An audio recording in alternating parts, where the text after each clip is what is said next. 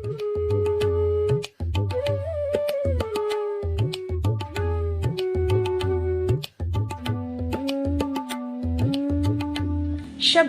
श्री राम की परम भक्त थी।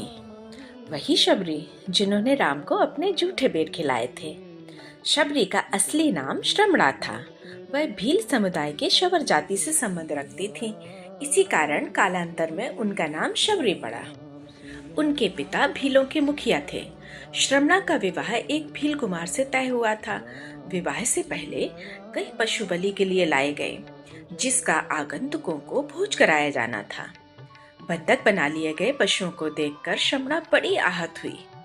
यह कैसी परंपरा है? न जाने कितने बेजुबान और निर्दोष जानवरों की हत्या की जाएगी। इस कारण शबरी विवाह से एक दिन पूर्व ही भाग गई और दंडकारण्य वन में पहुंच गई। अब बस हरि भक्ति ही उन्होंने अपने आगामी जीवन का उद्देश्य बना लिया। किंतु संत सेवा के बिना भक्ति माई की कृपा होना बड़ा ही दुर्लभ होता है। दंडकारण्य में मातंग ऋषि तपस्या किया करते थे। श्रमणा उनकी सेवा तो करना चाहती थी, पर वह भील जाति की होने के कारण उन्हें अवसर न मिलने का अंदेशा था और मन में बड़ा ही संकोच भाव था कि मैं ठहरी नीच कुल की, मेरी सेवा से कहीं ऋषिजन कुपित न हो जाए।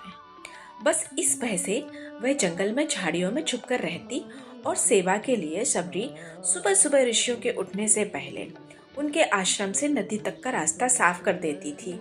कांटे चुनकर रास्ते में साफ बालू बिछा देती थी। भोजन के लिए लकड़ी को तोड़कर ले आती। यह सब वह ऐसे करती थी कि किसी को इसका पता नहीं चलता था। इस गुप्त सेवक को जानने के लिए ऋषिवर बड़े प्रयासरत रहते, किंतु कुछ पता न चलता कि आखिर कौन है। और इस तरह एक दिन ऋषि श्रेष्ठ को शबरी दिख गई और उनकी सेवा से अति प्रसन्न हो गए और उन्होंने शबरी को अपने आश्रम में शरण दे दी।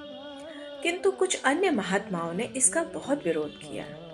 जब मतंग जी का अंत समय आया तो उन्होंने शबरी से कहा कि वे आश्रम में ही भगवान राम की प्रतीक्षा करें, वे उनसे मिलने जरूर आएंगे।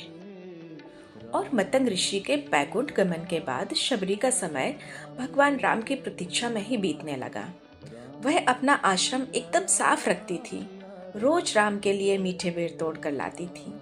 बेर में कीड़े ना हो और वह खट्टा ना हो, इसके लिए वह एक एक बेर चक्कर तोड़ती थी। कहा जाता है कि शबरी ने राम को जूठे बेर खिलाए। इसका तात्पर्य ये नहीं कि उन्होंने उस बेर को जूठा किया, बल्कि जिस झाड़ से बेर तोड़ा तो तोड़ने से पहले उस झाड़ के बेर को चक्कर देखा कि कहीं खट्टे तो नहीं। बस ऐसा करते करते कई साल बीत गए, किंतु उनकी निष्ठा तनिक भी कम ना हुई। अडिग विश्वास था गुरु की बात पर कि एक दिन राम अवश्य आएंगे। और आखिर एक दिन शबरी को पता चला कि दो सुंदर युवक उन्हें ढूंढ रहे हैं। वो समझ गई कि उनके प्रभु राम आए हैं, मेरे राम आए हैं। उस समय तक वह वृद्ध हो चली थी, लेकिन राम को अपनी कुटिया में पाकर प्रफुल्लित हो उठी और अपने अश्रुओं से राम के चरण को धो डाला। फिर उन्हें कुटिया में लेकर आई और उनके पांव धोकर बिठाया। अपने तोड़े हुए मीठे बेर राम को दिए। राम ने बड़े प्रेम से वो बेर खाए और लक्ष्मण को भी खाने को कहा। लक्ष्मण को जूठे बेर खाने में संकोच हो रहा था। राम का मन रखने के लिए उन्होंने बेर उठा तो लिए, लेकिन खाए नहीं। इस तरह अपने प्रभु राम के दर्शन पाकर वो धन्य हो गईं और अपने पुण्यों के प्रताप से वो तत्काल ही ज्योति रूप में परिणित होकर के ब्रह्मलीन हो गईं। ऐसी है शबरी माई की पुण्य कथा। जय शबरी माई, जय श्री राम।